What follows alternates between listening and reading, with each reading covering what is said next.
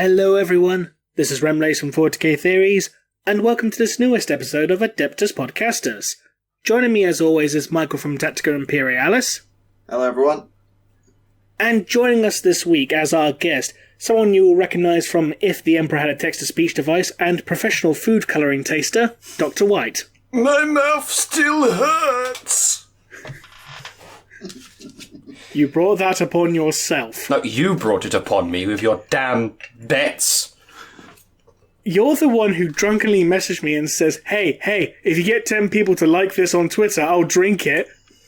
And then I did. That just proves that I am a respectable, honourable man who will do what he says. Quite. You can tell Michael's about to head disc already. Now, I've backed my chair up about half a foot, so I should be fine.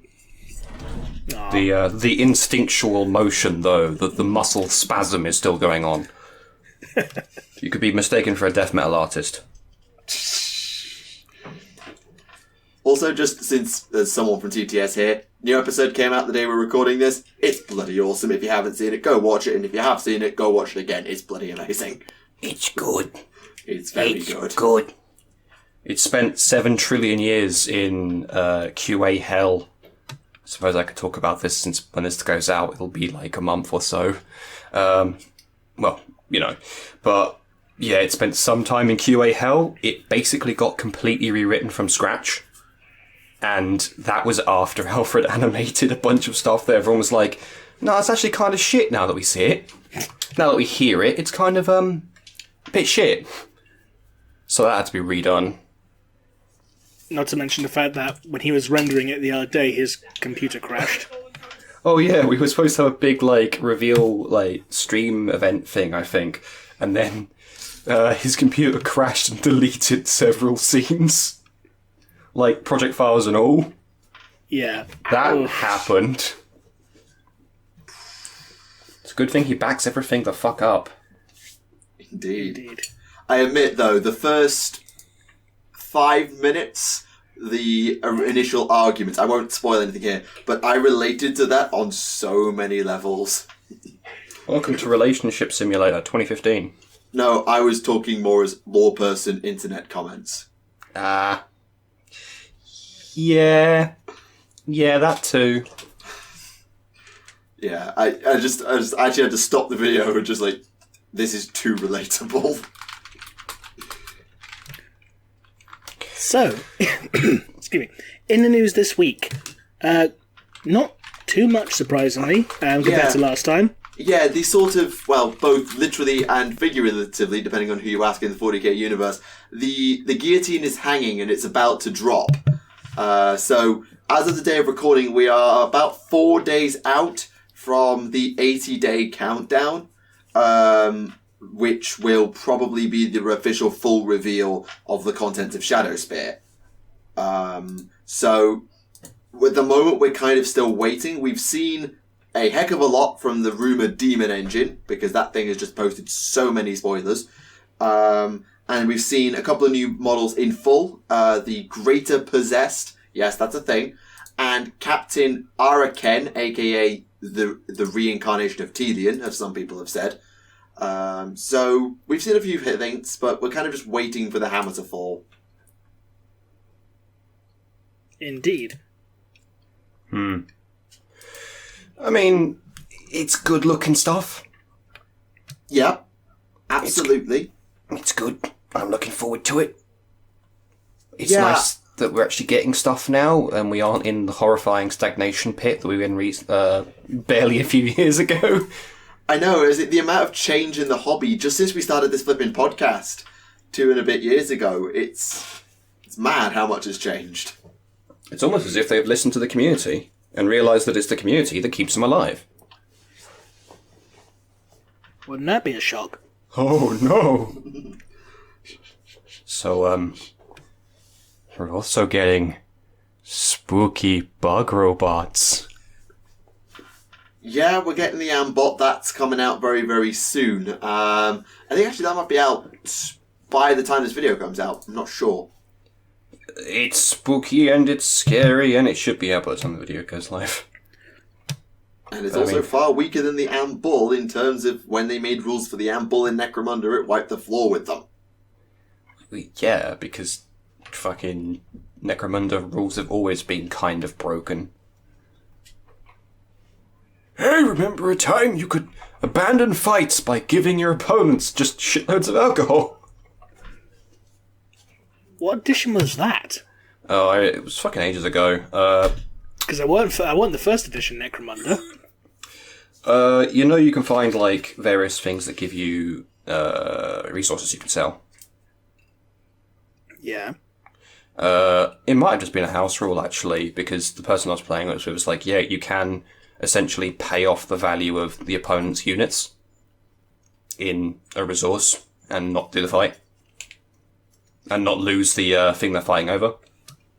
So it was like, okay, here, take the alcohol, go away.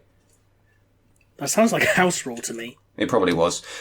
Never mind! An interesting idea, and I feel like it probably would have been... It's kind of like Sam reminds me of Age of Sigmar's old rules where Greasus Goldtooth could like bribe enemies from doing... and to stop them doing stuff. As far as I recall. It was... and the Keeper of Secrets, I think, had an ability where your opponent could choose to get a massive power boost, but if they rolled like 2 1s, they died, or something like that. It was crazy. No, that sounds fun. Yeah, fun that with didn't exclamation last. points either side. Yeah, it didn't last. Well, actually, no, those rules have never been updated, but... So it has lasted, but they don't talk about them anymore, because they were like... before AOS was taken seriously. Yeah. Yeah, that was a kind of an interesting heel turn, wasn't it? That's a phrase for it. Definitely a phrase for it. Yes. In other news, what else is there aside from Shadowspear and the new model reveals? Because let's talk about the Greater Possessed. So, is this just like a champion for possessed units, or what?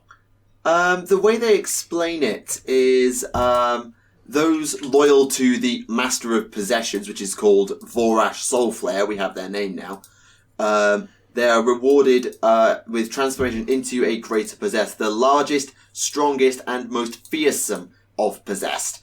Other demonkin, as they're known now, which probably is going to be a new keyword, look upon these champions with great reverence, for they are living proof of the ultimate ascension that awaits them all. So they're kind of like the best possessed. Possessed So Mark II. So kind of like the Fabius Bar upgraded Marines thing. But also possessed. Yeah. Okay. And I mean, it's... I don't know. I'm not a huge fan of like possessed in general, never have been. But the model's nice. It's nice, but I can't help but think it's almost been overdone? Or is it just me who thinks it's a slight overly designed? Like, there's no empty space on that model at all. It's like, everything is either bone, flesh, or some other protrusion. Like, no flat spaces on it whatsoever. Well, I haven't seen the model myself, but that tends to be a thing I find with a lot of more modern chaos, is there's not a lot of open space on them, which is a bit of a shame, really. I mean, at least they didn't give it wings. We need to add wings to it, else how can we justify making them buy the model again? And a tail. Oh. Okay, And yeah, 3 now I'm heads. seeing that. Holy fucking shit. Tone it down a little bit. Jesus. You got screaming faces on his ankles. Oh, that's good.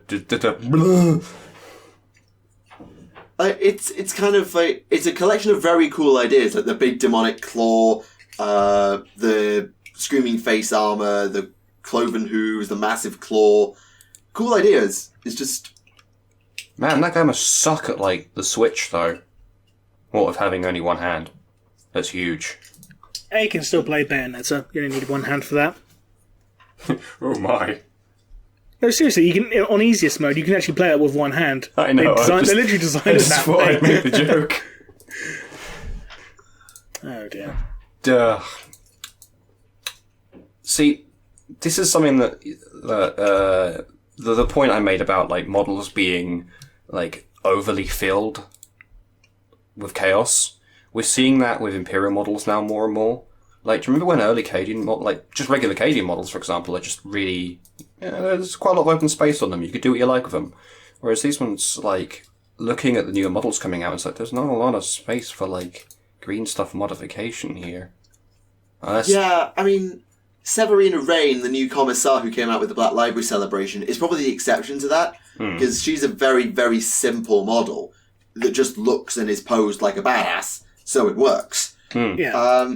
But I don't know. I've said before that I find the newer models much more awkward to convert than I used to, and to kit bash than I used to. And I'm no expert with green stuff or anything like that, and I'm sure you can still do some amazing things with these new models. But I sort of get your point that they're probably less easy to work with in terms of hobbyist freedom than they used to be. Or at least they feel that way to me looking at them and how they're structured in terms of components on the sprue. Like, they look great put together and they're posed nicely. The new Captain Araken, who's also I put in the group chat if you didn't see it, he looks awesome and there's not an over amount of design on him. Like, you take away that stupid servo skull reader thing, that doesn't need to be there.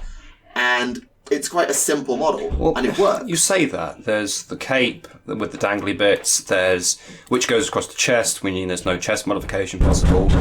Oh, Christ. Oh, Christ, no. Oh, God. Well, it wouldn't be a Dr. White episode or a ThunderPsyker episode without this happening. Oh, Christ, no. Oh, God, he's got a sword. I'm ready to slay them. What the fuck is that? It is the blade of fucking wood. It's not. It's the blade of the golden kitten. What the fuck, yo? Yeah. So how are you doing? Well, I'm here with Rem and Tacticus and they're here. Hello, everyone. They can't hear you because of well, you can't hear we can them hear rather him. because of speakers. Well, let us hear their lovely little voices then. Come on. I want to hear the boys. I love them. But Hello, kitten. James, why? I'm not even sure if I can get the volume up high enough so you can hear them. We still can't hear you guys. Indeed. Bear with me, just one moment. Yes. Yes. Speaker downstairs, So, get me. whilst those two faff about with technical things, All right, I'll get you if you need me to. Go get. Apologies it's about fine. It's alright. that. So yes, Why does this guy's cloak have leather straps on the bottom I have of a it? theory. for shortening it. I have a theory, because this guy is in what's called Phobos armor, and someone will remind me what that's. There's a Land Raider called that. And he's a leader of the Vanguard Chamber. They're all about covert ops, things like that. So, over super fancy decorations probably aren't always wanted until they go into open warfare. So, it maybe just like allows him to tie it up or something like that. Yeah, it looks like one of those things you get on a umbrella at the bottom. You just sort of roll it up like, yeah, it's put away now. Don't worry about it. That's. He's wearing an umbrella coating, okay. Bluetooth's ready. Waiting for device connecting. Is that the Oracle? No, Fuck. no, Thunder, it's not the Oracle. It's just the thing that lets me take my headphones off because my face is getting hot. We're all hot in here. Okay, yes, continuing on. Yeah, like, a lot of that shit on that model is just a little bit, Busy. Extra. yeah, overdone. Yeah. Like even with the sculpted wire abs as well. Sure hope that didn't set my microphone to that thing. Could it be? Could it be the boys? Can I finally hear Depends. Can you them? hear me now? I can. Hello there, Michael. Good It's good to hear afternoon. you again. Yeah, that doesn't sound rapey at all. Listen, it's been a lonely life. Take a seat. It's been a lonely life inside of this box with 3 other people. All right. We've been stuck in this container. You know, the one you don't know about because you didn't watch my back. Yeah. Oh dear. Why? That's okay. No one should watch our podcast. It is incredible. Leebad. No, it's just that good. Leebad. So, do you drink food colouring on your podcast? We've been meaning to get him to do that again. I bought blue this time. I was hoping, have you ever seen that curry, that, Sonic the Hedgehog curry that is just, dark blue? Yes. Yeah. Because I feel like that would have the same effect. And, Yeah, I'm somewhat terrified as to... This is the point where he makes me eat an entire kilo bag of Sugar-Free Gummy Bears at the same time. So it's just me screaming and being sick. Well, I got some fruit pastels if you want to chug them. Yeah, but gelatin. Yep, fair. But because I couldn't... Yeah. So if you want to see Dr. White chug some blue food colouring, leave a comment below. Please don't. Please do. Don't. I mean, I'd be interested to see just how much interest there would be in it. Yellow. You Yellow do food know our colouring. comment section, don't you? Okay, so now it's a vote between blue and yellow. Pick your favourite colour, audience. Oh, dear. Rem, where do you stand? Blue or yellow? Let's go for blue. Nice. And Michael? Neither. Why am I always the voice of reason in this stupid argument? Well, because you're speaking to three people who've been locked in a box because the third one is just Hiding in the corner. yeah, he's ready to strike. Go back to the corner of the container, Cancer. But yeah, to go back onto the actual topic before fucking Tactica kills one of us, gets a boss down here and stabs one of us to death. Yeah, continuing on with the overly done models. Do you think we're going to get more basic models coming out soon, or do you think it's just going to be these kind of intense model sets? I think it's going to be the latter. I think all the hero characters are going to end up looking not over-designed, but borderline over-designed. Because people kind of like that now. If they're a named character or they're in a box set, people want the heroes to be standout. So generally they do look quite over-designed. But they don't have to. So, for example, if you go back, and I'm going to make Under the Rage of Sigmar reference. If you go back to Soul Wars, the Knight of Shrouds on Ethereal Steed, there's almost nothing really going on with that model. It's just a skeleton on a skeletal horse. Actually, no, it's half a skeleton on a skeletal horse. Sorry, I'd like to make a comment, Michael. So our third guy who's in the room right now, as soon as you said that there was nothing going on with him, he withdrew a machete, a real one. I can confirm there is a real machete being pointed at me. There's a Nighthawk player in the room? Oh dear. Yeah, Oh dear. his expression is one of You ever seen that? I'm not saying it's a bad model. This is the point I was going to make is the Knight of Shards. There's not a lot in terms of detail on that model, but it is a good pose. It's a simple design and it looks good, and it doesn't look out of place against the Stormcast, who at times can also look a little bit over-designed. Celestine Prime. Thank you, the machete's been put away now, I feel safe. I mean, to be fair, of all the Death Armies, admittedly, I'd probably played Fallout Flesh Eater Courts before I played Nighthawk, but the Nighthawk kits are cool, and they're such simple models because they're based on a simple premise.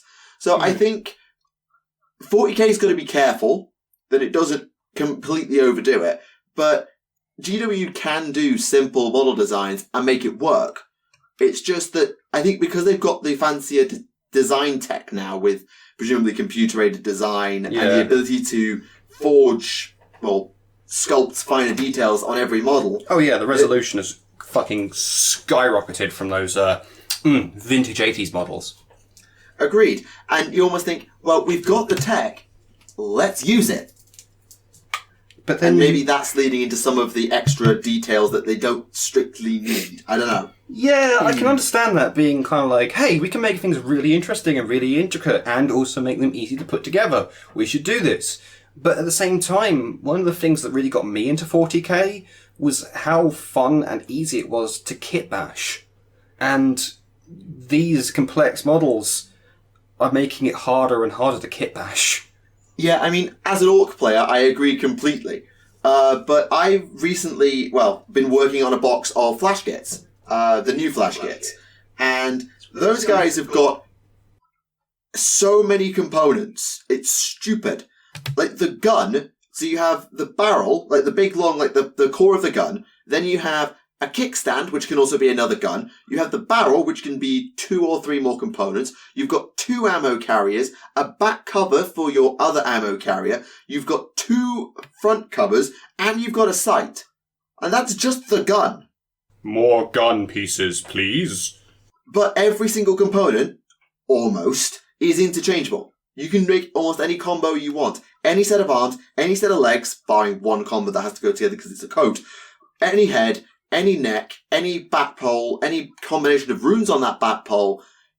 It's such a versatile kit, despite the fact that it's exceptionally detailed with still being orky. So they can do kit-bashy customizable kits without overdoing it. And I feel like, it's a tricky one. Yeah, it is certainly something that needs to be...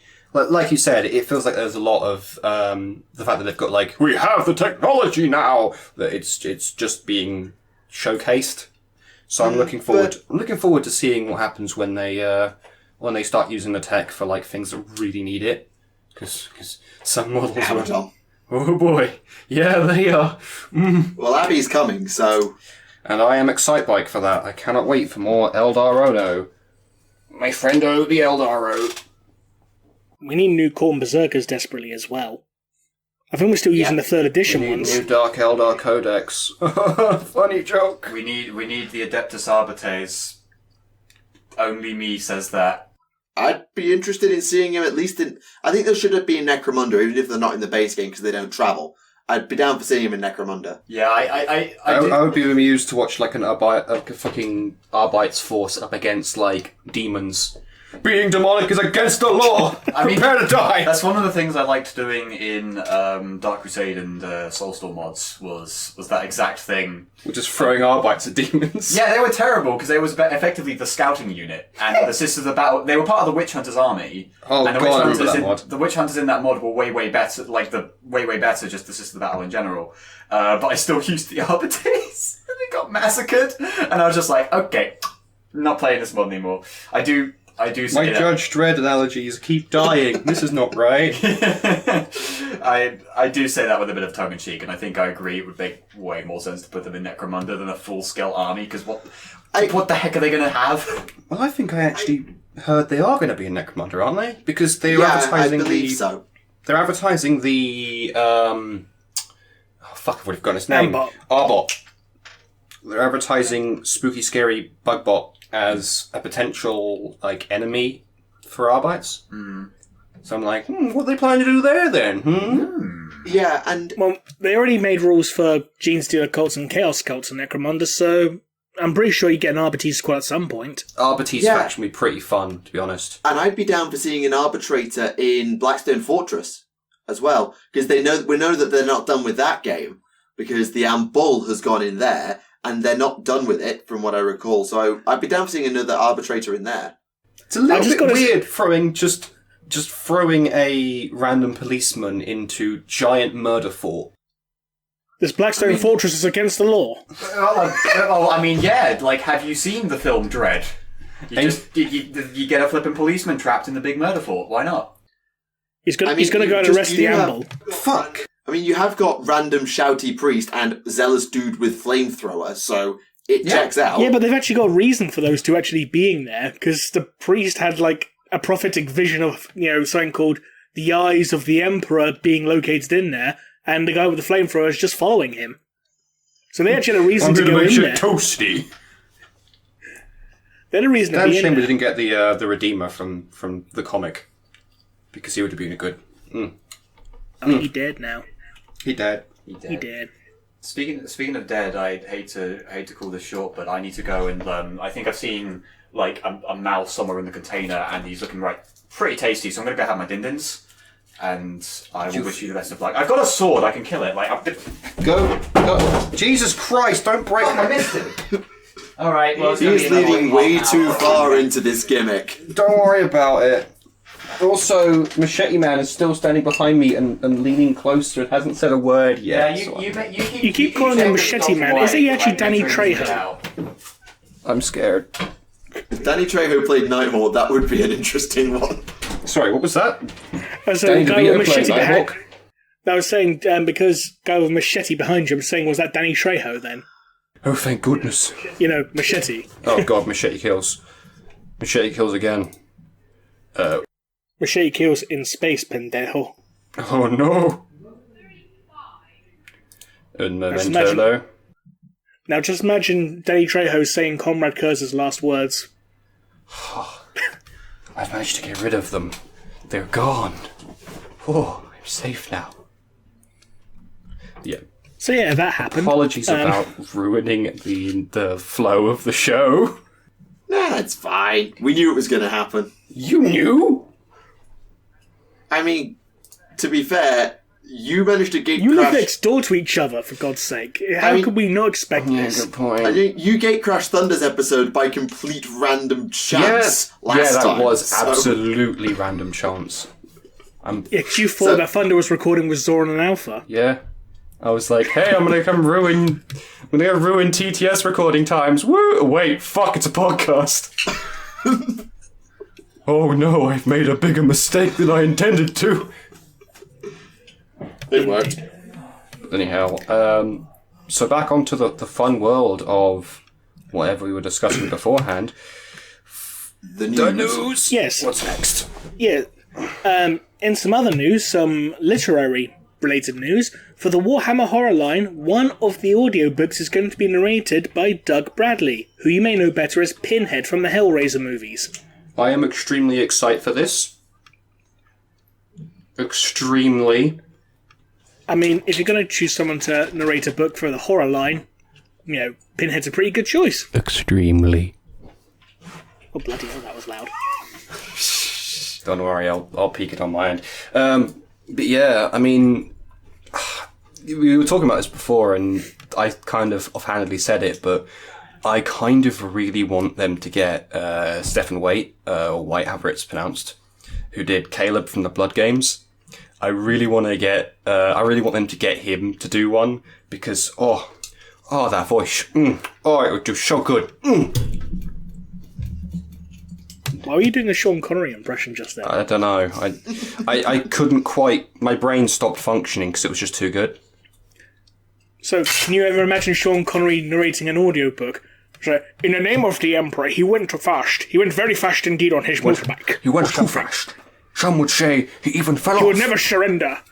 He surrendered way too much. Wait, no, I'm sounding There like is a fucking nothing but fat boss darkness in then. the laughter of first engage. And then you heard a trio of the worst Sean Connery impressions ever. Yep. You can send them to him now, and we can get cease and desist letters. And I can laugh because I'm not part of this show, so I'll be like, ha, goodbye. Surely you mean a sheesh and desist. Fuck you. Oh god. Yes. Michael. Pinhead voicing Pinhead. horror stories. I'm actually really excited for the fact that we've got this really bipolar situation with 40k in general.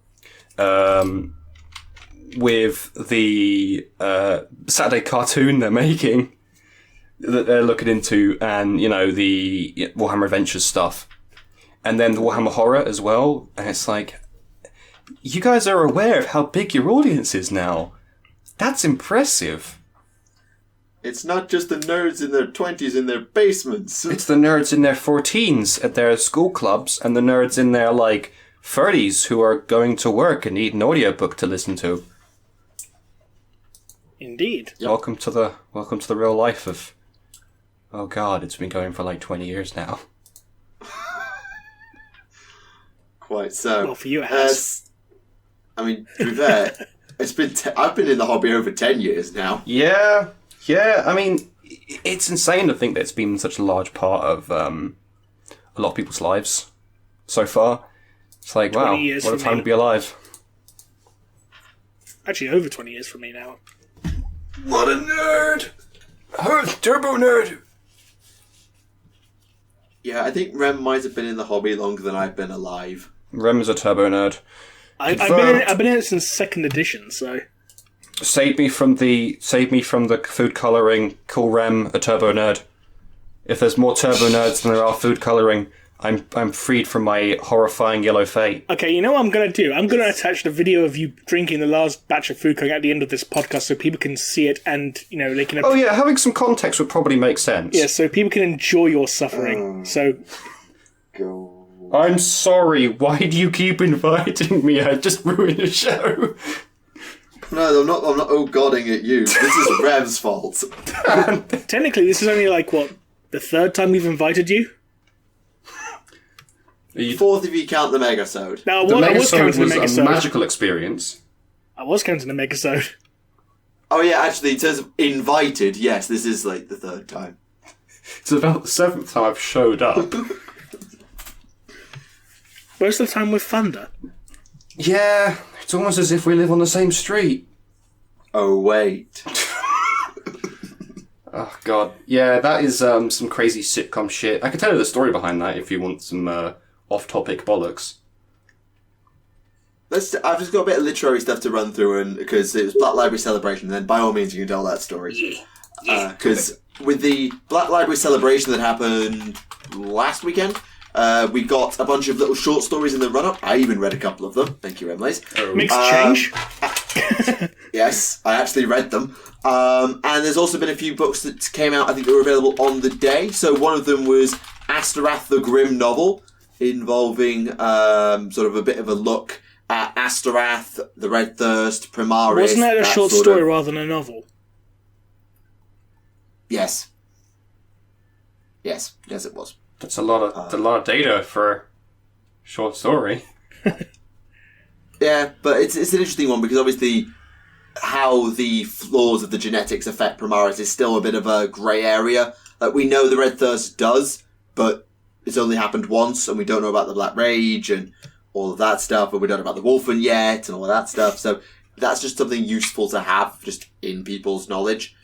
Our Martyred Lady came out, the Celestine audio drama. I've not listened to that Catherine. yet, but I've heard some very interesting plot points from that, which make no sense in regards to the wider context of the lore to me personally, but I'll get to that. Well, you read the other Celestine book this week, didn't you? So I did. We maybe put that together.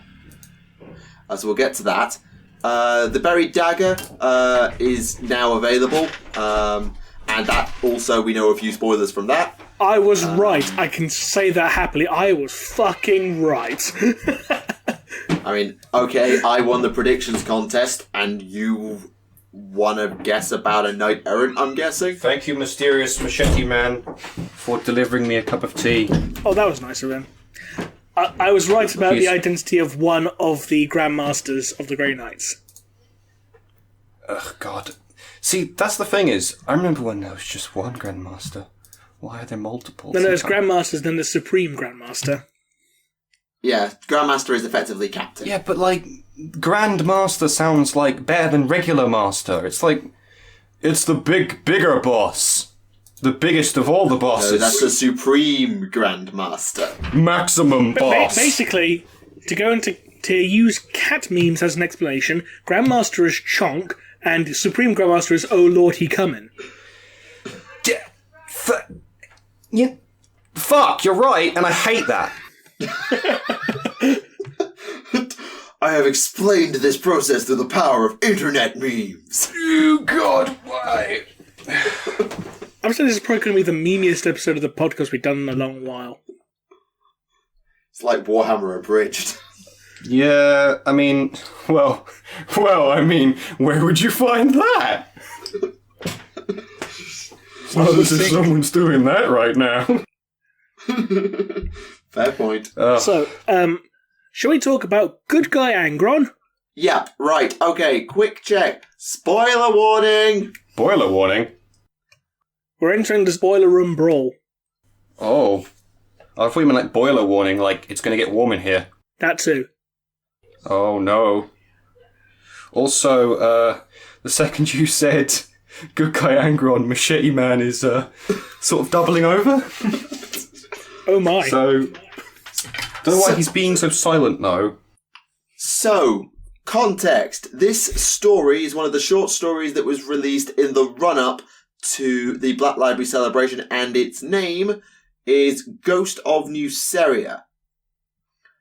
And in that book, abridged quickly, is Angron meets Emperor for first time. Ish. Oh no. Angron does not get too happy about that.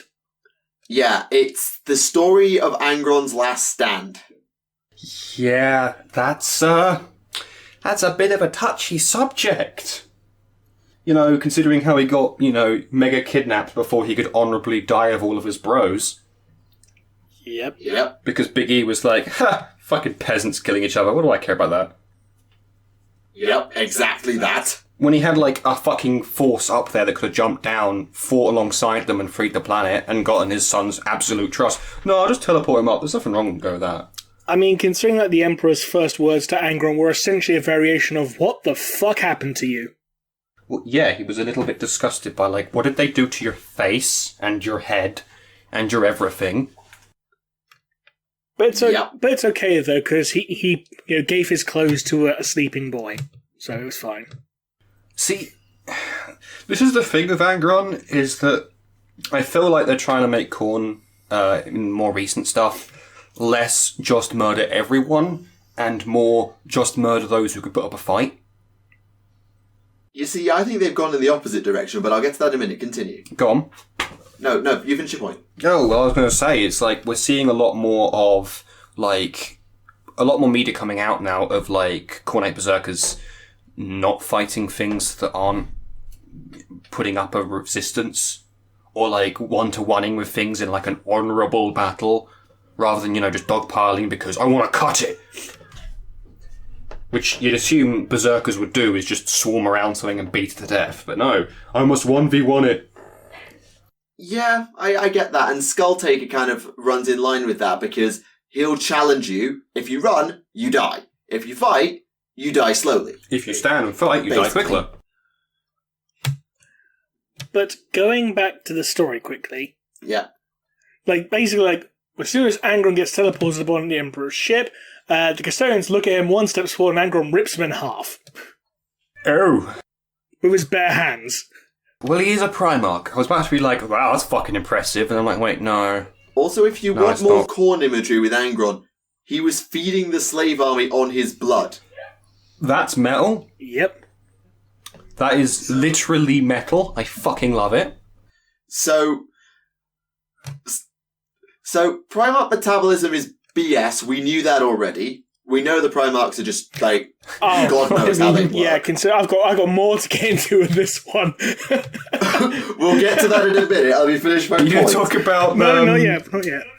Not yet. I know what you're talking about, though. So, yeah, Primarch biology is utter bollocks. We're aware of this. But I didn't quite realise that... Well, I know that there are some things in human blood that are probably not unhealthy, but... Like, you can actually live on Primarch blood, sort It's of. delicious and nutritious. Well, like... I wouldn't say live on it, but you could sustain yourself on it. Oh yeah, they don't make it out like, oh, they're strong and healthy. They were still dying and running out of numbers, and they chose to fight when they did so that they would actually just die rather than just fade to nothing. But it's still something that I wasn't expecting. Come here, children, drink my blood. Okay. This is a... I feel like the first person we should have heard about that from was Conrad Bloody Curse, but there we go. Let us consume its I mean, let's be honest, people living off Angron's blood, that's more believable than, Ferrus Manus eating sand. He lived off a diet of sand. Yep. Yes, because Primarch metabolism means that they can digest literally anything, including sand. Ferrus Manus, a walking, talking, fucking gravel grinder. I swear that whoever writes Ferrus Manus now has just decided to just embrace the memes of bullshit things that Ferrus Manus can just do. Hi, David Geimer. Yeah, I love your work, but Jesus Christ, you've sent Ferrus Manus off into Mortal, bullshit. would you like some of my travel No, Ferrus, that's mix? not what we mean by sandwich. Thank you, sir. Here you go. This is a handful of sand. Do not turn down my offering, mortal. Don't you mean gravel mix? Fuck off. First thing you say is that.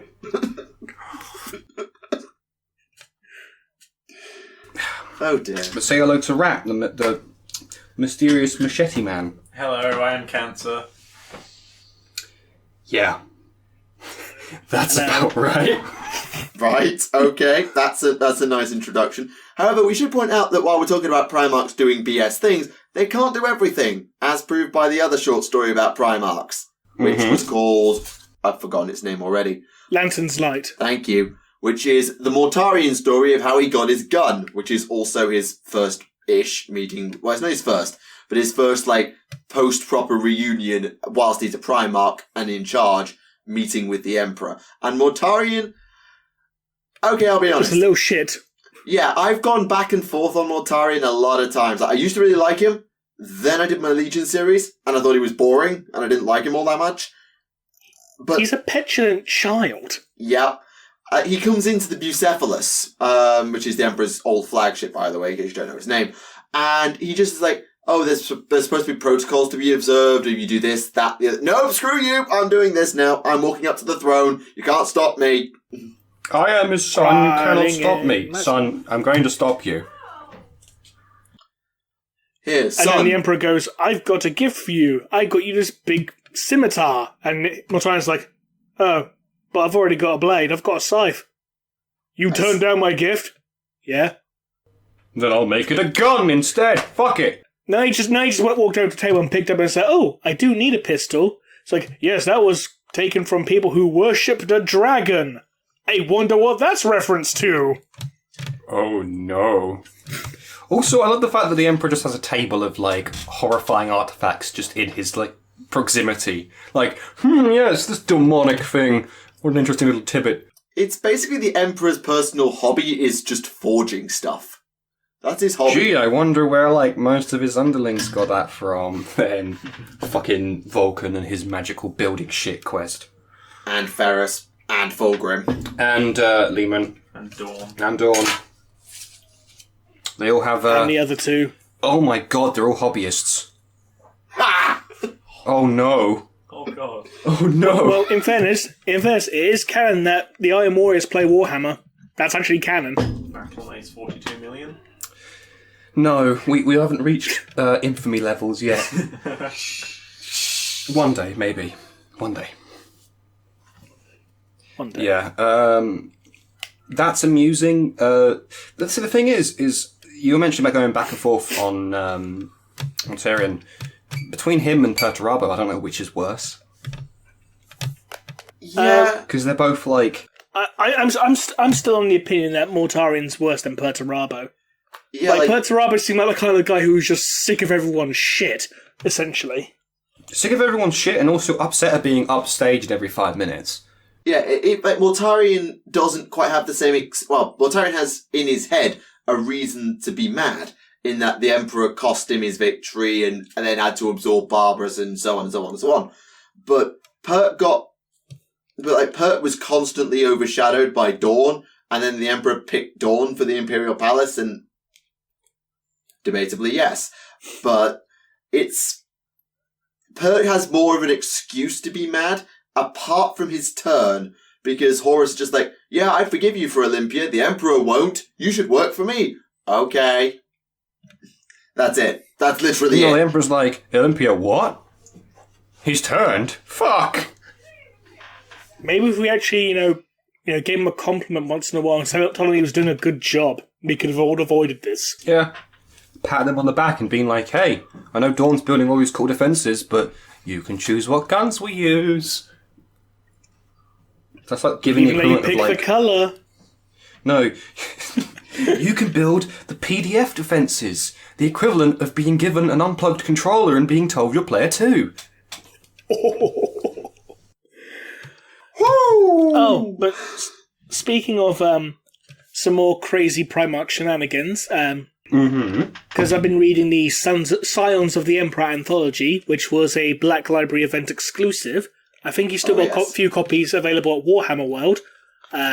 Otherwise, good luck paying, exorbitant eBay prices. But let's just get to the one story that has Conrad Kurz in it, where he was literally rounding up people and shoving them into a volcano. Literally donating volcanoes. That sounds like Conrad Kurz. It's just like a volcano of all things. It's like he's gone full cartoon supervillain now. Yeah, he is a little bit fucking Dick Dastardly, isn't he?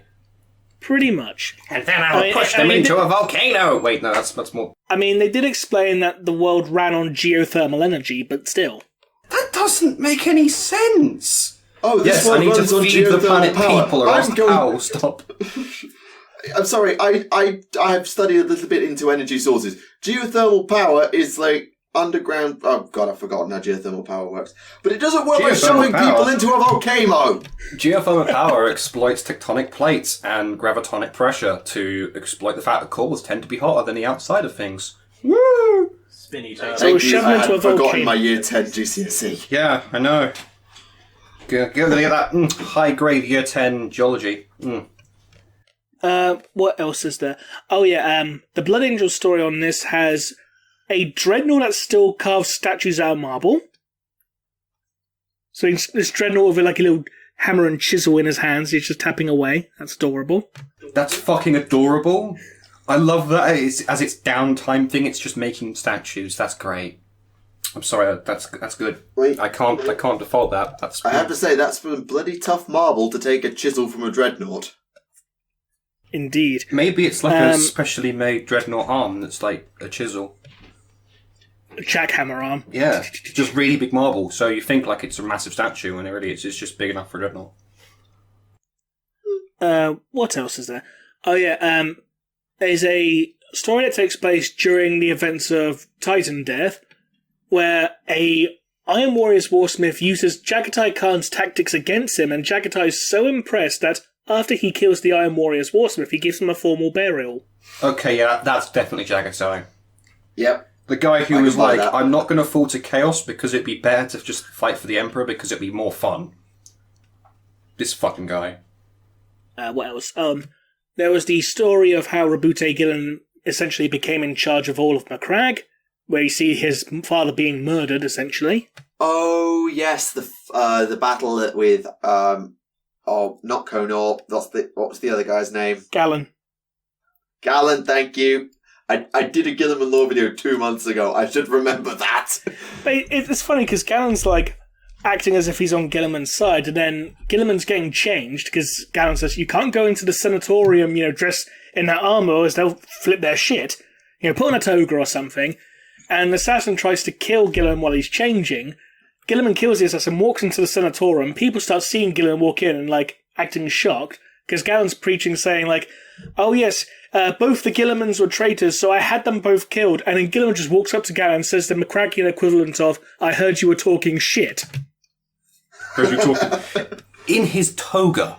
In his toga. So he's wearing basically like a fucking wash towel thong. Just walked out. He's twice the size of any regular human being, maybe more so. Just strides the fuck out Chad style. Walks up, is like, heard you talking mad shit, boy. Just like, Bonk. And Galen's no. You're alive. That's great. But he's a traitor. And then the other guy's like, hey, Galen lied in the sanatorium. That's crimes punishable by death. Oh shit. You broke the law. I am the law. Oh god. On a completely not related point, have you guys... Time to ruin the flavour of the show. Have you guys talked about how inquisitorial seat dreadnoughts are powered by butt plugs? I think we have talked about it in a previous episode.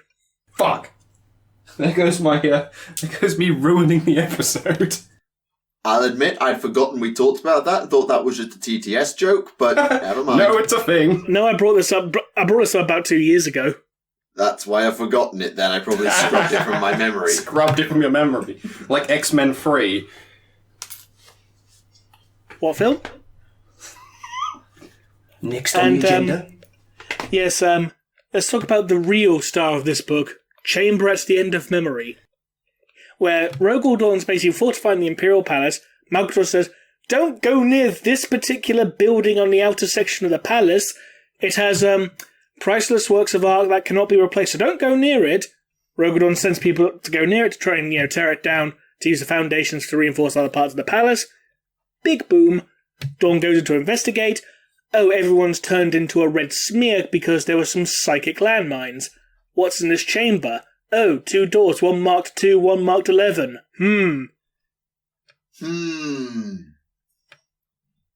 Is this the story that you were talking about, sort of been told about last time, where it was where it hinted at who caused the deaths of 2 and 11?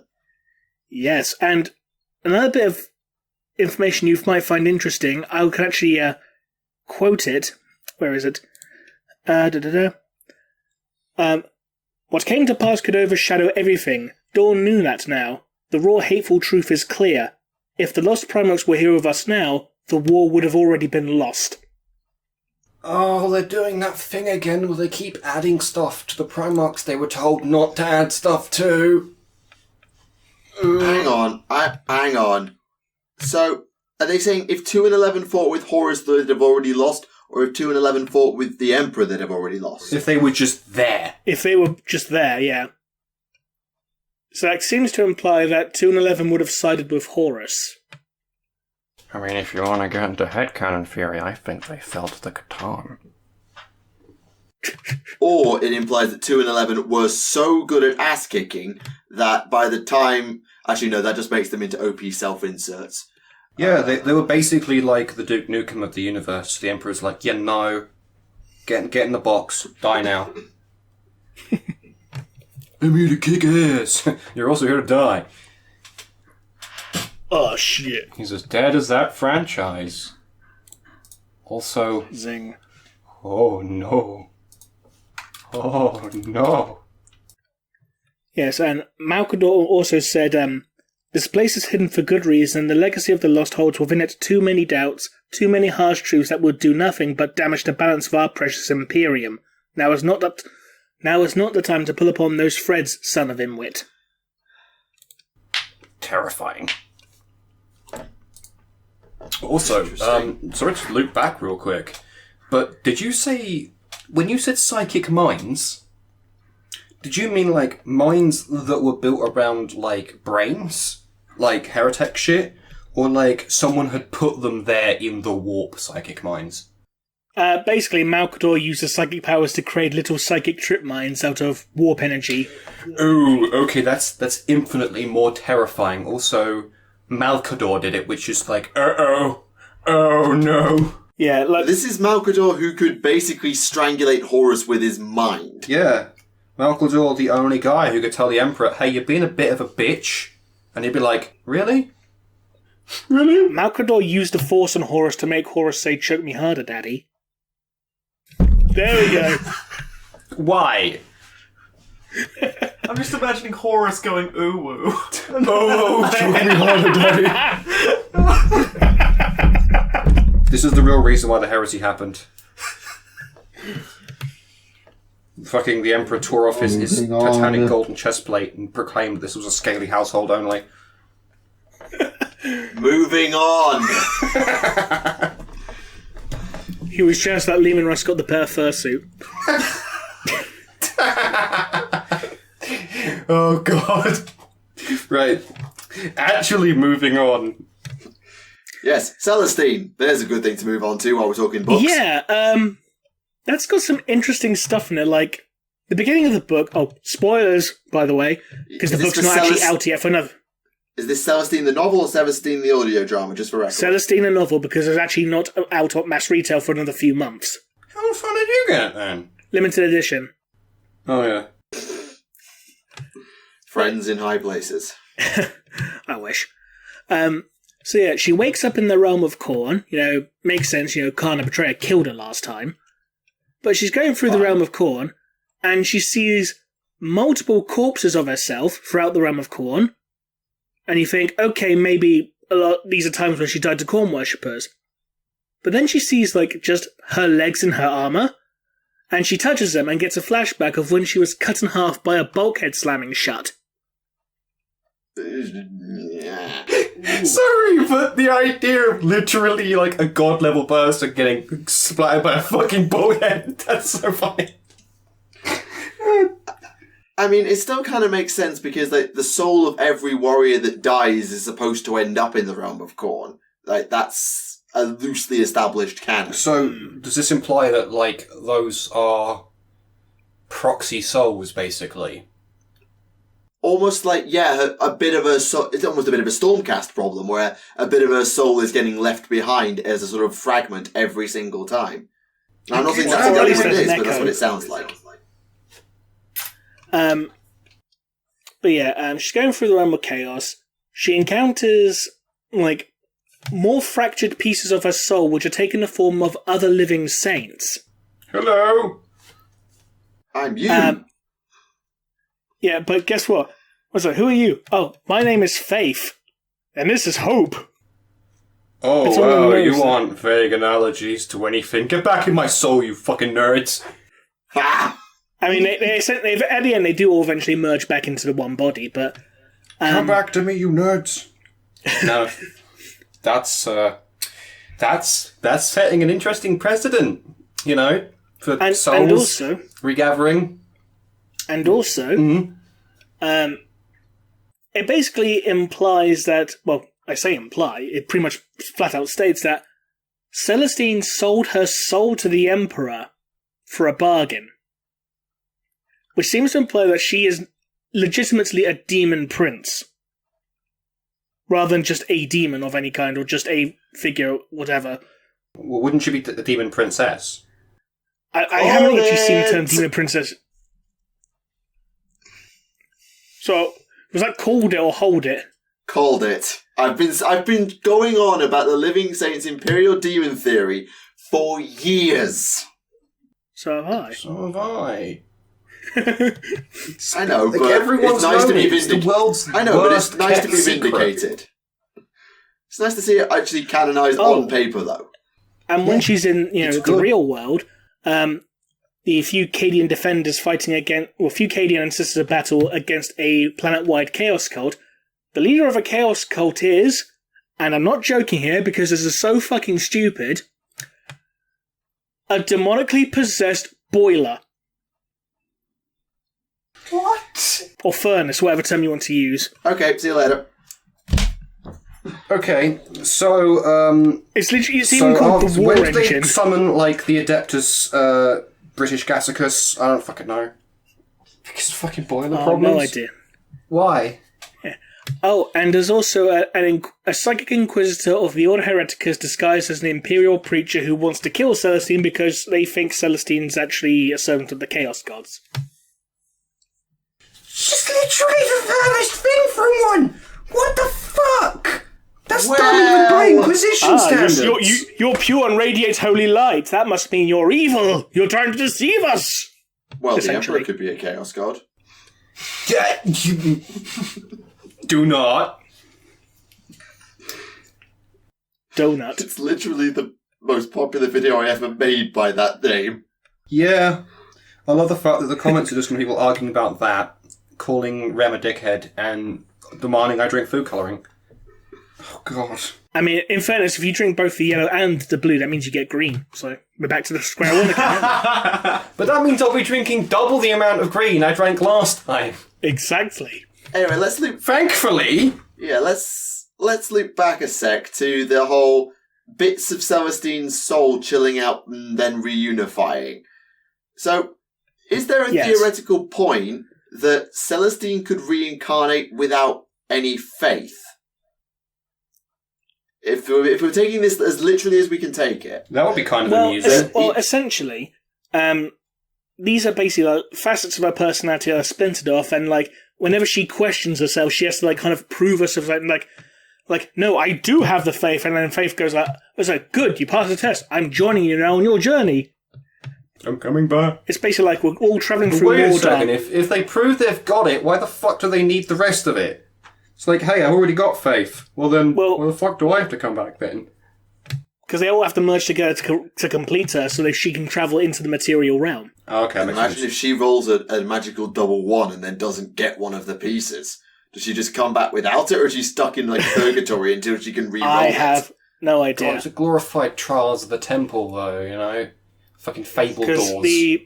there was faith, hope, and duty. And duty like took the form of like an old woman, and Hello! pretty much, but they all had like the same swords. They could all grow, you know, the wings of light out of their back. You know, in Faith's case, it was golden. In Duty's case, it was purple. We didn't see Hope because Hope took the form of a little girl. And Well, there that was checks out. Yeah, little girl in the warp. Not really a great situation, my dude. well, don't forget a little girl serves Inch's maze. Well, that checks out. Yeah, but that just seems like the kind of It's like, thing we Zinch know would who do it was, just and it was because it's Hope. There we new. go. Well, let someone solve it. Fuck it, why not? Bleh. Let's be honest, everyone solves Inch's maze at this point. It's the Wendy's of the warp. Welcome to Zinch's Maze. What can I get you? Can I get a boneless 2,000 years being lost, please? Coming right Wouldn't up. Inch's maze be more of like, you know, Starbucks or something? Just everywhere. That's terrifying. Does these, you know, pink horrors giving you cups of coffee? Actually, that's an interesting point. Like, do you require Demons giving you sustenance coffee. whilst you're in the warp? Celestine didn't feel the need to eat or drink, and that fact actually terrified her. But that could be because she's dead at that present time, sort of. But the fact that it scares her implies that she normally does. Because at this point, before where she was meeting up with the other fragments of her personality, she had amnesia as well. As you do.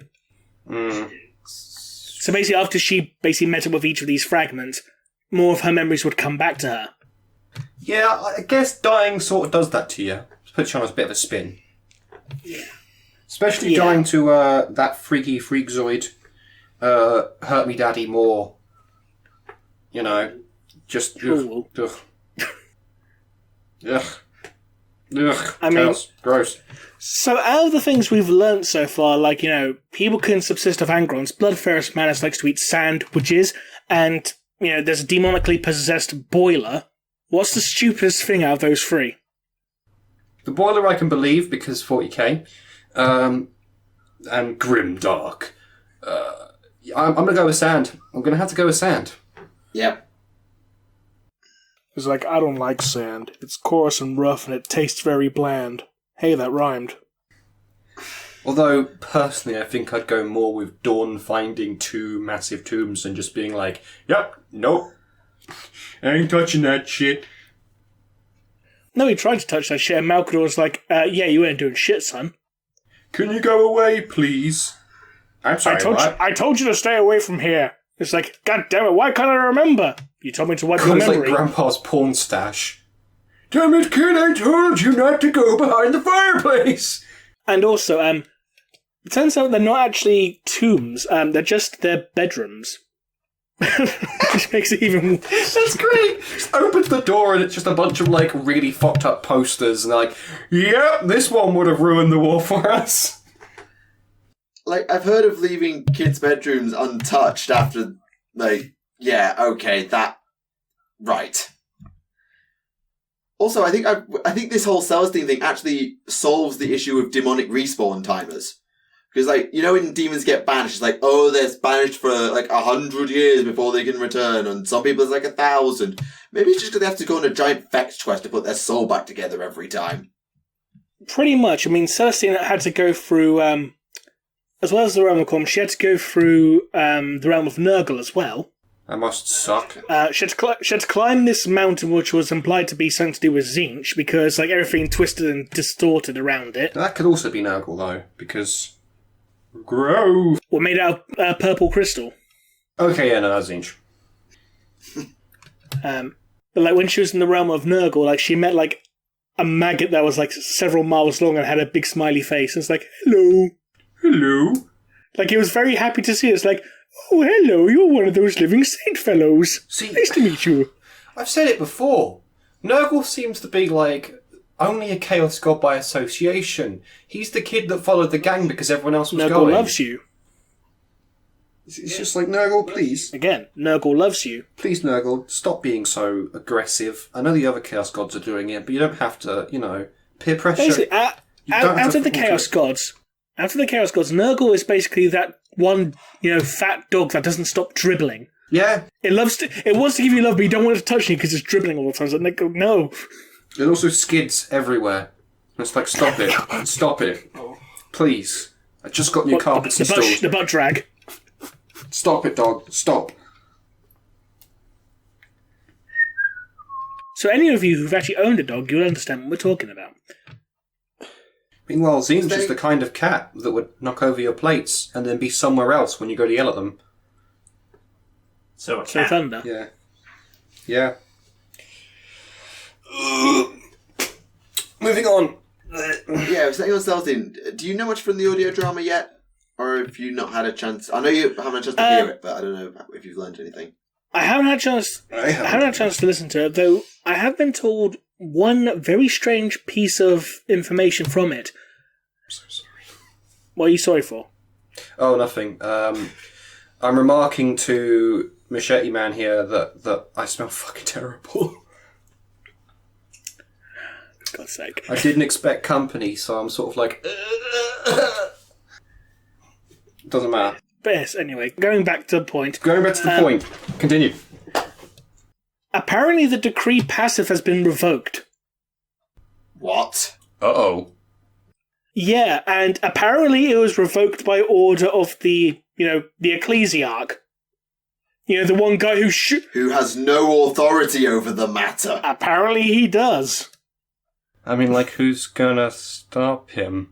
The entire Senatorum. Do you remember what happened the last time the Ecclesiarchy didn't have the decree passive? It's called the Age of Apostasy. You might have heard of it.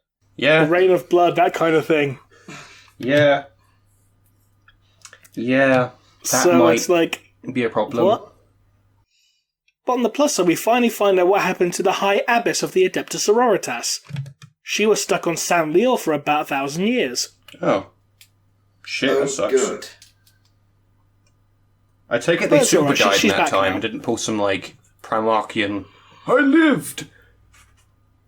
I think it was because of the fact it was stuck within a warp storm. Oh, okay. Fine. Time travel shit. Or time distortion shit, rather, but yes. Not the Theorycraft here, but with Rowboat Gorilla Man speaking to, or at least getting... seeing the Emperor occasionally, I think the Ecclesiarchy might try and make a power play because they fear they might lose some of their influence. So, to be fair, they've been talking for 200 years. Yeah, they might be beginning to make the moves now because they're realizing there's going to be big changes they don't want to have. Yeah, because Gilman, I think, is still working on the Codex Imperialis, which is the big social reform document. The updated codex. Not strictly. The Codex Imperialis is kind of like the Codex Astartes, but for society and bureaucracy. It's not designed, I think, for military. So Oh, okay. that doesn't mean he isn't reworking the Codex Astartes, but the Codex Imperialis is something else. So it's the Xanathar's guide of codexes. It's essentially a political mandate. Don't worry about it. Okay, so government reforms are coming around. What if they heard wind of, hey, we're going to make religion less of a big deal? And he goes, yeah, no, this ain't good. We need to expand our forces. Now. I'm just amazed that they got the revoking of the decree passive past the High Lords. As if the High Lords would get off their asses to even I'm just surprised complain that about it's the Ecclesiarch himself who managed to revoke it in the first place. The Ecclesiarch wanting to revoke it, fine. But getting past the High Lords? Yeah, they probably would have been like, wait a second, last time we allowed this, shit went sideways. And then south. Very south. Then a little bit west as well. It was kind of weird. Well, look on the bright side. If the decree passive has been, revoked, that means we finally get our male sisters of battle. Or, for terrorist militia. I know, but I'm making a joke in regards to a meme, Michael. See, the same people who will get unreasonably angry about male sisters of battle would be unreasonably angry about female Space Marines. Which segues me into that picture. Have you guys seen that supposed picture? The fake, Yeah, yes. that really fake one that was making the round, and everyone was like, "Oh no!" Yeah, that's Yeah. Basically, if you haven't seen it, there's a picture going around. That's a screenshot from White Dwarf, supposedly showing a female Primaris Marine, even though that was proven to be fake. Yep, because the actual page that one came from is It's from Gathering Storm. Yeah. So it's like, whoops-a-doodle, we fucked up. I mean, I'm kind of past caring at this point. See, what I don't understand... I mean, A for effort on the hoax, though. A for effort. What I don't understand is, why don't you just have, like, sisters detachments for chapters? Fucking, just, why not? You can get away with it without having to be like, yeah, they're Astartes. No, they're sisters of battle. They're their own unique standard thing. They're just attached to this chapter. Fucking do it, you fucking nerds. I mean, I've heard stupider things, let's be honest. Like, that one small conclave of Inquisitors in some unknown sector of space having their own chamber militant of Space Marines, even though that would never happen. Nope. Yeah, that's a little bit suspect. Yeah, so, word of advice, don't take that game Inquisitor Martyr as canon, because they get so many things wrong. It's a good game, though. It's alright, yeah. It's like when people were saying, "Oh yeah, Battlefleet Gothic 2 has revealed something about the Lost Priors." Like, no. No. Yeah, It's but a people video confuse- game, it never reveals things. I mean, as I said last time, people confuse the 20 Astartes Praeses with the 20 Legions. It's a different thing, different group. Very different thing. Yeah. People are dumb. Now, here's a question. I was going to make a very, very horrible segue. Go there. ahead. I was going to say, does that mean it's time for questions? Oh! You can't do that to your people. Only I may call them dumb. I'm sorry. Just as a little tangential thing, my own question is... So, one, how the fuck do you move Titans from planet to planet? Two... Very big ships. The big ships. Yeah. Two, could you open the cargo bays of said big ships and just use the Titans as, like, Gundams? Well, I know that they use the Knights as effectively mobile turrets on ships, so... Yeah, so you could just, like, essentially mount a really cut-down engine set to the back of a, like, fuck-off huge Titan, which would allow it to travel interstellarly, but then whenever it gets in combat, it just uses its base guns. Well, actually, there's not an STC for that. Gundam when? Gundam when? Ask the Tau. Oh, God, no. The Tau actually have Gundams. They're called crisis suits. God. How did... Just get one and paint it red, white, and blue. See, I would do that, but then people would mistake it for a Transformer. Yeah, but some people think every giant robot's a Transformer. Good point. Moving Just on. like, it's just like, how, your parents always thought that your game console, regardless of what model it was always a Nintendo. Everything was a Nintendo and every game was Pokemon.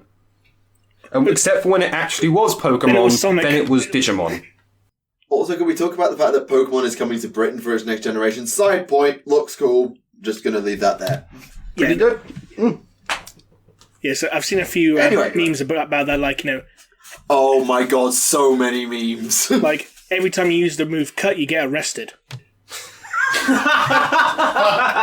No, just having a Pokemon with it trained to get, like, constantly badgered by the police for having a license. Oh, God. You got a license for that move set, mate?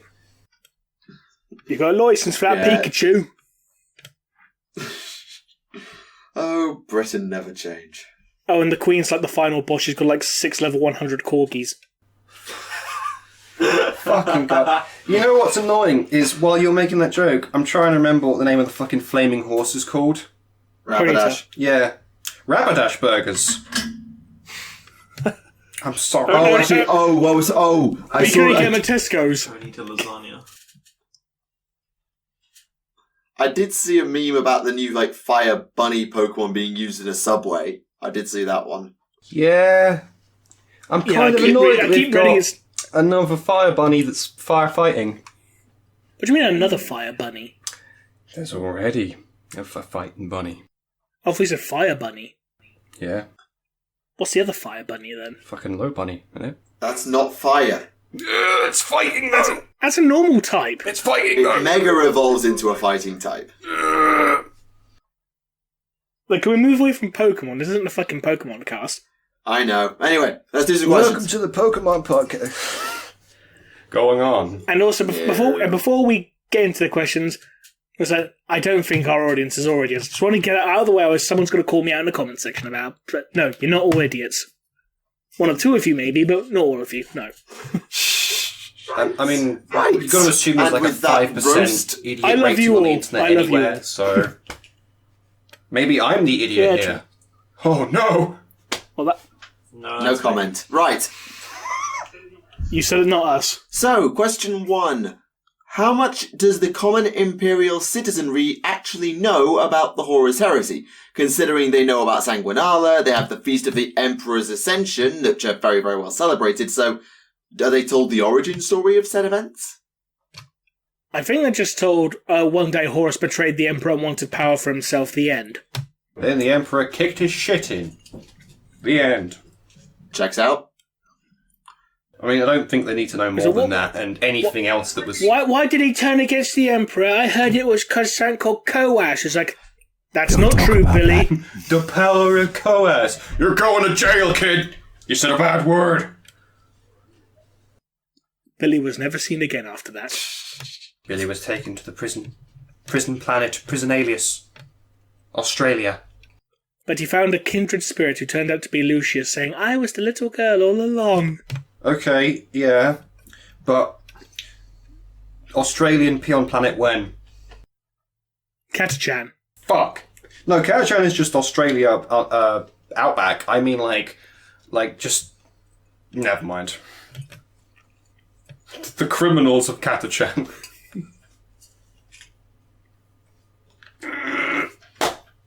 More questions. Right, next question. Next question.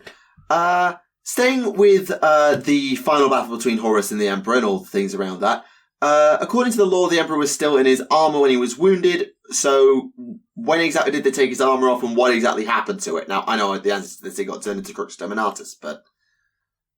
Yeah, I mean, it took him out of his armour when they interred him into the Golden You Throne. kind of have to. Yep. Yeah. Yeah, And then they just blended decided it down that- because no one was big enough to wear it. Yeah, and they... Like, I think the Dark Angel's got, like, one of the legs or something. We're taking a spy. Yeah, and then... I'm pretty sure it actually was one of the legs. So what? Do you Because think they it actually ended up being a plot point in Pandorax, from what I recall. So do they divvy up the armor and give chunks of it out to each of the loyalist Yeah. chapters? Yeah, and they got put into the... the big cross thing on Terminator armour? Yeah, the crux things they've got, Yeah, there's a fragment in each of them. which is good.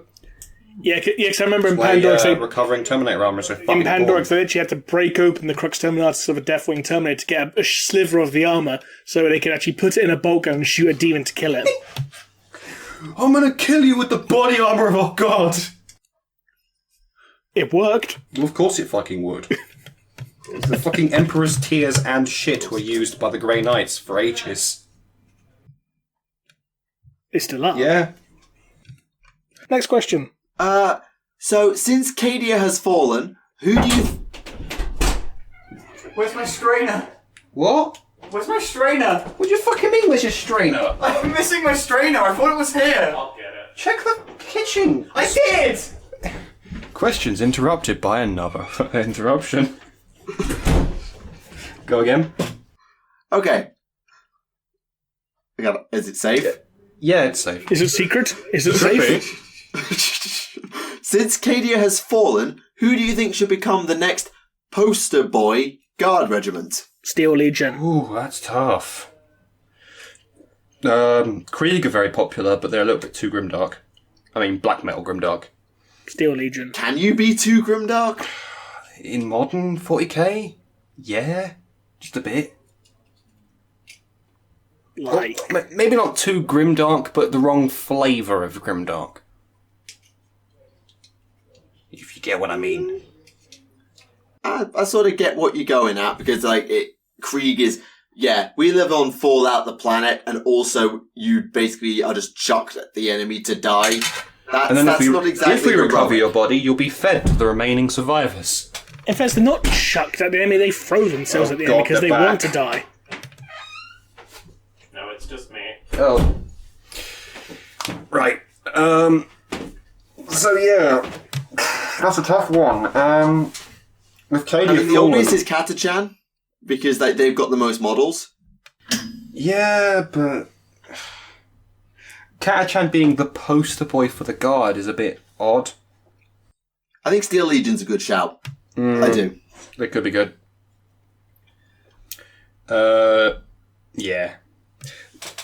I mean, I would go with Elysians, but just because drop troopers. Yeah, but they're so unique that I don't think they'd quite be a good example of the whole range. Yeah. Well, no, I mean, you get a lot of, I suppose, but I mean, yeah, still Legion then. Okay, so this is related to something we've been talking about before, about the fact that Xenos novels don't generally sell as well. So, given that, what kind of story concept would you think would work out that might include enough human/Imperium to sell, but showing enough of, say, Tau life to actually flesh them out? For example, the commenter here suggests a Renegade chapter debates could it flip instead of flipping to Chaos or going solo, embracing the greater good, and we get to see Tau through their eyes. Didn't the Cypher's Kane novels, I'm fucking butchering that pronunciation, didn't they tackle, Tau, and human interactions quite a lot in a few of them? The what I was talking about in the previous episode is the fact that we've seen very limited scope into how Tau society works. We've seen the Tau through human eyes, mostly on, but occasionally off the battlefield, and we've seen bits of how the Tau operate when on campaign, through Crisis of Faith and fragments of War of Secrets. But unlike Imperial novels, where you could have just a book set on a hive world and it sell like hotcakes, you couldn't really do that with the Tau or with the Dark Eldar. And that's, I think, what I was trying to get at. Yeah, it's a lot. I mean, if you wanted to do Dark Eldar, you could do it like the journals of a captured person who was tortured and then taken out of it, but still, that's... Running on that idea, you could take that and have that person prove themselves and wind up working up the ranks of a raidership. Because Dark Eldar tend to take on humans that prove their worth. They've done that before. Yeah. That could be Or do interesting. something of, the Diaries of an Arena Slave. Who fights in the arenas, and somehow, despite all the bullshit that the arenas can throw at them, they keep coming out. They're either stupid lucky or stupid good. And you get... They're doing stuff like using common sense in fights and things.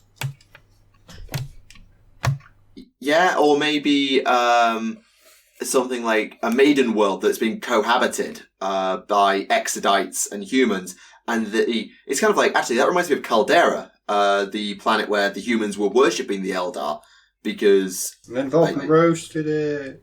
And then Vulcan roasted it, yes. Sickest roast since Prospero.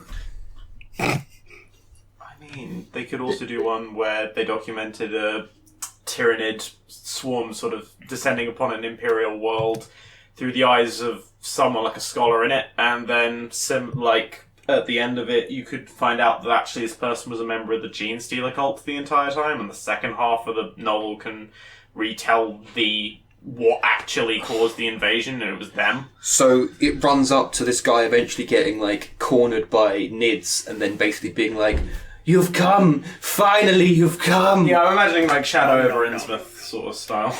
I'd fucking read that. Yeah, the thing is, this is all books that we'd say, oh yeah, we'd absolutely read that, because, we're die-hard lore people. Oh, yeah. We'll read anything, almost, Descent of Please, I need more manuals about how lasgun works. Give me the manuals. I mean, in fairness, it's not as bad as, Thunder's first novel being fucking Goto. Oh. Yeah, poor soul. Yeah, that was an oof. Vehicles transforming between pages, multi-lasers where they shouldn't be. Backflipping Terminators. Oh, God, no. Actually, Backflipping Terminators was Dawn of War 3, wasn't it? No, it's both. Yeah, no, it was in a Goto one as well. Checks out. Basically, the developers of Dawn of War 3's research was reading a Goto novel. Quite. There's also playing Prove StarCraft me 2 wrong. and playing Dota. Oh! Ooh, I Okay, went this there. is- Ooh, I said it. Okay, this is going to be a bit of an interesting one, but it sort of feeds into the whole Xenos-human interaction thing. So, could a human colony survive and adapt/mutate like the Navigator strain, but for the Webway? And maybe even get like a Harlequin-style Webway Keepers thing from Cheggarat? That's a bit of a weird one, but interesting idea of like Navigators for the Webway. I think they just wouldn't bother leaving it. They'd probably just stay on the planet and be like, well, shit, I guess we're in the Webway now. Okay. I mean, one thing that the Webway has proven to do to human physiology is basically regenerate it to its prime. Because that happened with Chevag. Like, he was an old feeble man when he went into the Webway, and when he came out, he was in his physical prime. Yeah, but that could be any one of the remaining fragments of the Eldar gods being like, this guy's kind of important, but it fixes shit, yo. Yeah, but why would they waste their effort on a fucking human when they could use it on a Harlequin or something? You're saying they don't use it on Harlequins, though. They probably do. When have you ever heard of an Eldar escaping to the Webway and dying in the Webway? In the Fabius Bile books. Yeah, but we don't talk about those because Fabius Bile is fucking terrifying. I'm going to clone myself and clone my clones, so my clone won't be alone in my devious plan. A clone is not alone in my home. God. Not one of your questions, but another thing. Do you guys subscribe to the theory that Fabius has horrifying super cancer? And Yes. It's canon. No, He had the but the fact that he's cancer. cloning himself multiple times to try and outlive the cancer. And he keeps dying and another clone takes over the memory. That's canon. Is that canon? Yes. Is it? Yeah. He's basically I letting thought- himself he's trying to find a cure for his cancer, but basically every time he's, reborn a new clone body, it's a much younger clone body as well. Yeah. I thought Demon Fulgrim just kind of cured it because it never came up again. It came up in his novels. I missed that detail. That's interesting. I like the idea of him getting younger. And do you mind not looking at my bed, please? Getting younger. Because when he awakes in his new body, he makes a note saying, oh, he's got a full head of hair, but that won't last long because of the blight. Nice hair, bro. When are you going to go bald? Asshole, you know I'm dying. So, you've been dying for 10,000 years. Just hurry up It's and a die slow already. death. And you just hear a pod opening in the background and a squeaky preteen voice. Okay, you motherfucker, did you just kill me? Ah! And another one, and another one, and another one, and another one. Oh dear. What would multiple Fabius Biles be called? Fabii? Yeah. Here's the thing. Could you technically have multiple Fabiuses active at the same time? Yes, that happened in the Blood Angels thingy, I believe. The Raven. Then why isn't there just a lab full of multiple hymns trying to solve the cancer rather than just one of them trying? Bickering? Good point. He would effectively, End up killing himself. pretty much. Shut up, me! I'm gonna stab you! Go ahead, there's Probably more 20 more wow. of me! It's probably more wow, I'm an asshole. Bang. I Next would question. kill you, but it would technically be suicide. Next question. That being said, though, I take it you guys saw that piece of fan art of Fabius Bile and Fulgrim being Rick and Morty, because it's like, that is literally their relationship in Clone Lord. Fucking Christ. Oh my god, I hate that. Oh, God. It's true. Now, I'm going to go against the grain here. I don't actually like Rick and Morty. Neither do I. I can't stand Rick and Morty. But I thought that bit of fan art was funny. I find it a little bit enjoyable. I feel like it got a bit too big for its boots, but it's alright. I imagine the comment section is going to be on fire at this point. Oh, there's several reasons for the comment section to roast the Jesus out of all of us. Oh yeah, it's going to be horrifying. Absolutely horrifying. I am so sorry. Okay, so... Next question. Yes. Rem, you've read Slaves to Darkness, haven't you? Yes, I have. Do you remember the bit with Kalis Ekadon, who is said to use the same knife he had back when he was a child on Chthoniya, just with a power field generator? Is that right? Yes, I vaguely remember that, yes. So that means that this knife is either stupidly huge for a child, or it's a space marine with a powered toothpick. Now this is a knife. Yeah, that would be kind of interesting, wouldn't it? I like to imagine this being like, the little tiny pocket knife you get in, one of those Swiss Army knife things. It's going, But it is strongly implied to be a much larger knife. I think he might have just, lengthened the handle or something, I don't know. That would work. Just to check, you've read Buried Dagger and have, all names of the Grey Knights now, I haven't read Buried Dagger fully yet, but I've seen the spoilers naming every single one of the Knights Errant who became the Grandmasters of the Grey Knights.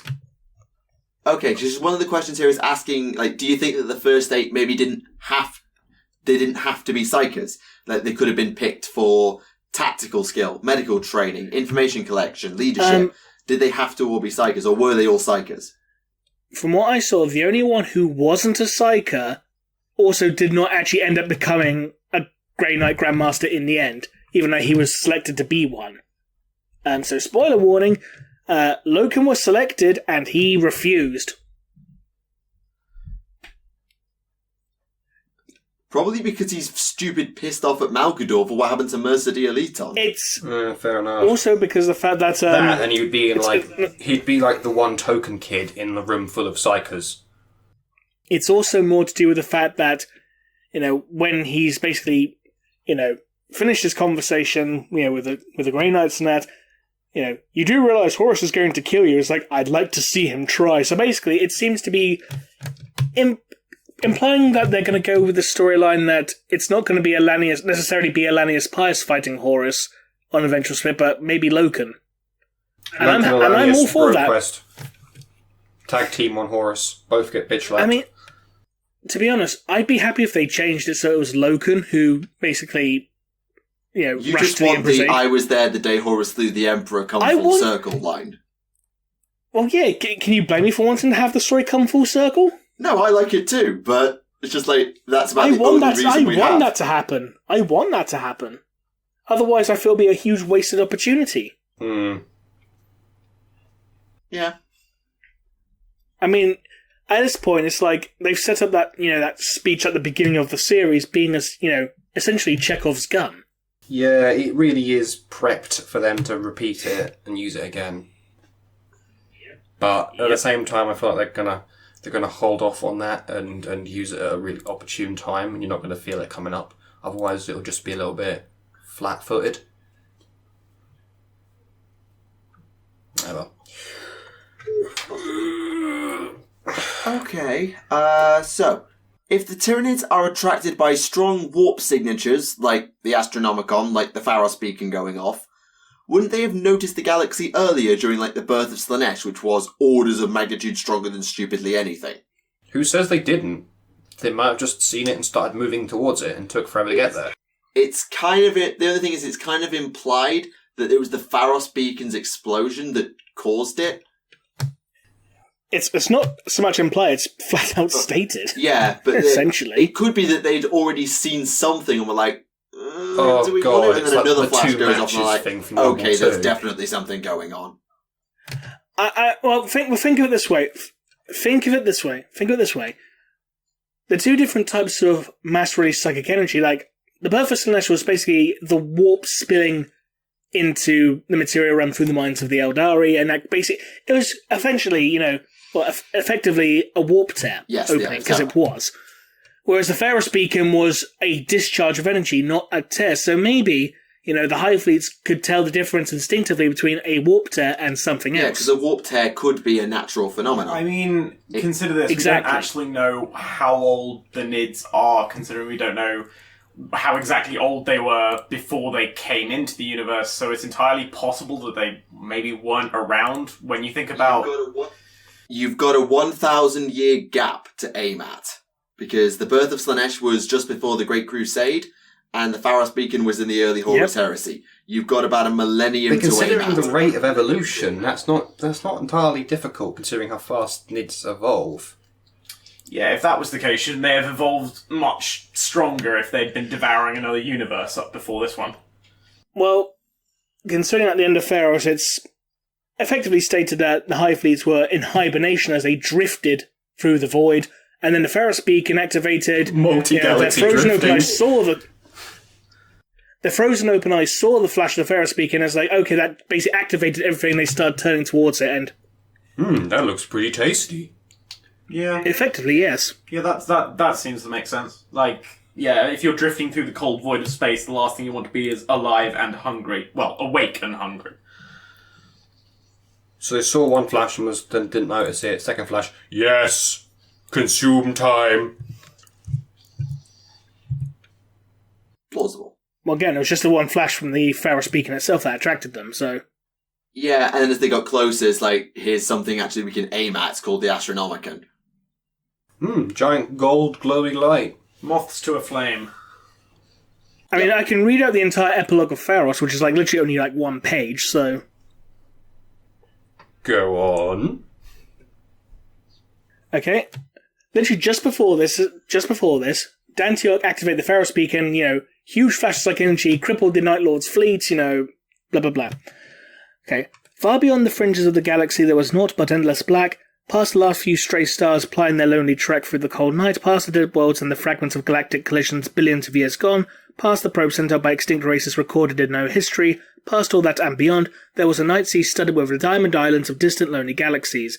Though incomprehensibly vast, this sea was not empty. Great behemoths of the deep lurked there. In the eternal blackness, a flash of quantum energy shone out at many times the speed of light, a brief flare milliseconds in duration, projecting from an unremarkable spiral of stars.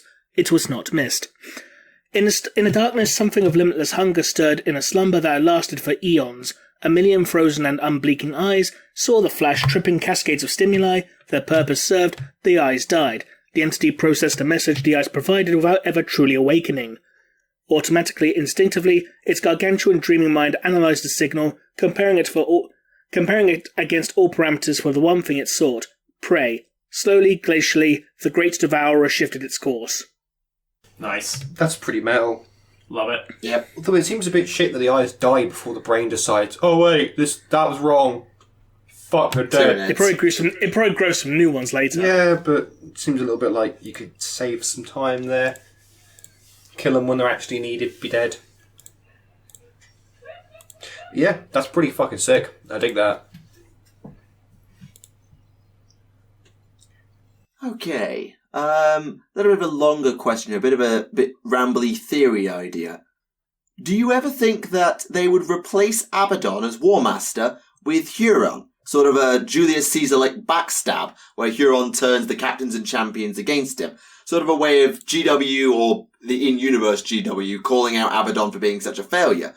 He might have had his objectives achieved, but no one else knew them. How many just thought they'd lost and Abby had screwed up? Be interesting seeing him turn because of incentives for power and glory, as opposed to just Super kill him. turn back to loyalist because chaos fucked you over. And yeah, and he goes on, it's like, Huron's got influence. Bear in mind that a lot of the old traitors are probably dead by now, thanks to the Black Crusade, Scouring, diddly-diddly-dee. Also, Huron's got a Blackstone Fortress, and he's got the power to back himself Abaddon up, wasted his, crashing it into a planet. and so on. So yeah, there's just the idea of could Huron backstab Abaddon, even if they don't do it in our canon because, well, gotta have Abaddon. It would be an interesting idea. Yeah, I could see that happening. Yeah. I could certainly see them doing sometime a novel where Abaddon and Huron, he follows those two as like the protagonists, and Abaddon and Huron is like Huron's scheming like crazy to set up his power play, and Abaddon's just trying to learn about this power play, and eventually they just cut it off. It's like, okay, you tried. It's just Abaddon being like, I admire your chutzpah, but no, stop. But you keep fucking up, man. I need someone to take over. No. Yeah, and then they have exposition the argument. Yeah. It's time to debate the things that are going on. Abaddon then suddenly realizes, wow, this is what Horus must have felt like. Sorry, other way around. The Emperor must have felt like. Stop it, son. Don't do this. I've been saying this for a while. I feel like we might have another schism in Chaos in general. And, like, Undivided being seen as more of a... less of a generalization of everyone and more of a sort of...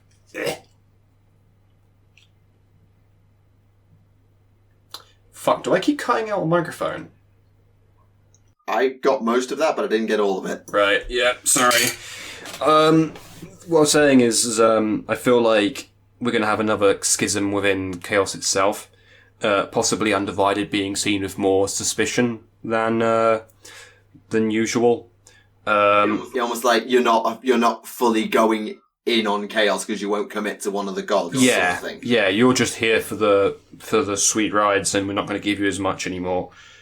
And those who are fully in on one of them being like, well, we don't want to trust you because you're not in on our god.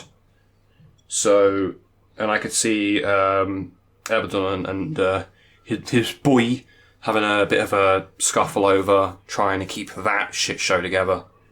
Yeah, and you also got the whole generational argument of Abaddon's from M30, he's done the Horus Heresy, he's been around, he's done the Long War. Yeah, he's got a load of experience and he keeps fucking up. Yeah, Huron's quite fresh. He's a newishly turned renegade, but he's managed to do a huge amount for himself, and that's a massive power base in the Maelstrom, to the point where, like, he can basically give anyone he wants a ginormous fleet and just say, go have fun. Yeah. Like, that's what the Skull Harvest is. Take this shit, go have a giggle. I mean, in Honsu's case, it's go squander this shit fighting on Macragge, but, Ultramar, but, Well, yeah, but that's because he tried to go up against the boys in blue, and that never goes well. Yeah, it's quite funny reading about that story of like Amkar and Honsu just like so obsessed with getting their own back on the Ultramarines or Uriel Ventris that they just throw this massive army at Ultramar in a massive death ball, and it works, and then they split up, and the Ultramarines split up, and the Ultramarines just kick their ass repeatedly. It's almost as if they're using tried and tested tactics from, like, a Universal Crusade. A pretty great one. And then one. by some plot armor, they find an Athame and throw it to Calgar, and Kar dies. Whoops. Yeah. Oh no, I've fallen over and I've died. Curse you, plot. Yeah, also in response to another question, it was like, how do you kill a demon? The combination of true names and or anathames. That's how. Oh shit, Rem died. Uh-oh. Rem died, oh no. Oh dear, we seem to have lost a Remleiz. So, either this ends up on the cutting room floor, I don't know. I'm guessing his computer's died or something, because... I mean, if it ends on the cutting room floor, that means I can talk. Oh, no, he's back. Yeah, shut up. Oh, I'm sorry. Get back in your corner. Oh. Yeah, my net is being very unstable, so we might need to end this short, I'm afraid. Yeah. Okay. Do you want to just call it now, or do we have time for one more? Yeah. I think best to call it now just because my internet is going absolutely batshit, so... Understood. Well, It's been fucking wonderful being here. Thank you for having me. Yes. Yeah. So thank you everyone who joined in to listen to this episode this week. We hope you enjoyed it as much as we did, and we apologise for Thunder gate crashing. That was unexpected. So until next time, this has been Remleiz from 40k Theories. This has been Tactica Imperialis. I want to die! This has been Dr. White, and I'm sorry for showing up. And we'll see you again next time. Bye-bye. You're a hot grandma. Kissy, kissy. Yes. Yeah. Hello there. So, White, Yeah. the views came in.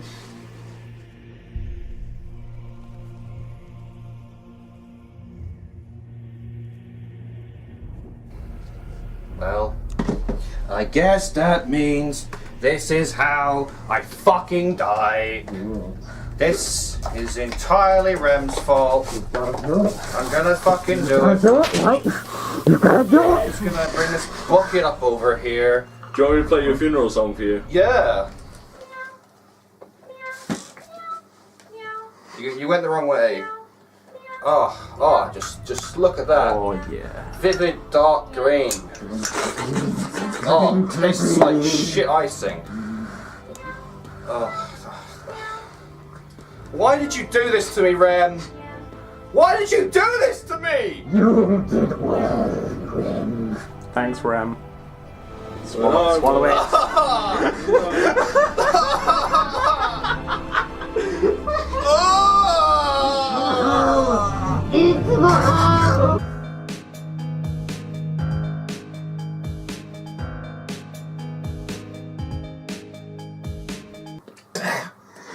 You can stop now. Never stop.